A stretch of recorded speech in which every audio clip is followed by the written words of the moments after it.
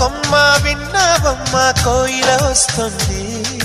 విన్నానమ్మ తీయని వేణువు రమ్మను పిలుపులని.